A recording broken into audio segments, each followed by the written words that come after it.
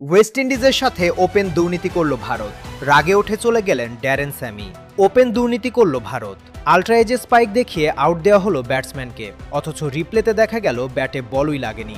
আর এই ঘটনাতেই রাগে ফেটে পড়লেন ড্যারেন স্যামি। ম্যাচের মাঝেই ক্ষোভ প্রকাশ করে উঠে চলে গেলেন তিনি।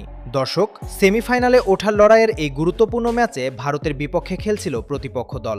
ম্যাচের শুরু থেকেই ছিল তুমুল উত্তেজনা, কিন্তু আসল বিতর্ক তৈরি হয় ইনিংসের দ্বাদশ ওভারে। জসপ্রীত বুমরার বল খেলতে গিয়ে ব্যাটসম্যান শিমরন হেটমায়ার ব্যাট চালান এবং বল সরাসরি উইকেটকিপার সঞ্জু স্যামসনের হাতে চলে যায়। সঙ্গে সঙ্গে ভারতীয় দল আউটের আবেদন করে। রিপ্লেতে স্পষ্ট দেখা যাচ্ছিল ব্যাট ও বলের মধ্যে বেশ বড় গ্যাপ ছিল, অর্থাৎ বল ব্যাটে লাগেনি বলেই মনে হচ্ছিল। কিন্তু অবাক করা বিষয় হলো আল্ট্রা এজে একটি স্পাইক দেখা যায়। এরপরই থার্ড এম্পায়ার সিদ্ধান্ত দেন আউট। এই সিদ্ধান্তে হতভম্ব হয়ে যান শিমরন হেটমায়ার। তিনি নিশ্চিত ছিলেন বল ব্যাটে লাগেনি। এই আউটের পরই ক্ষোভে ফেটে পড়েন ড্যারেন স্যামি।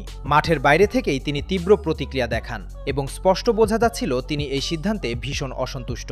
কারণ তখন হেটমায়ার একের পর এক 4 ছক্কা মেরে ম্যাচ ঘুরিয়ে দিচ্ছিলেন। তাকে আউট দেওয়ার পর ম্যাচের গতিপথ বদলে যায় এবং ভারতের সেমিফাইনালে ওঠার পথ সহজ হয়ে যায়। দর্শক, আপনার কি মনে হয় আল্ট্রা এজের এই সিদ্ধান্ত কি সত্যিই সঠিক ছিল, নাকি এখানে হয়েছে বড় কোনো ভুল? কমেন্ট করে আপনার মতামত জানান। এমন আরও ক্রিকেটের বিতর্কিত খবর পেতে পেজটিকে ফলো করতে ভুলবেন না।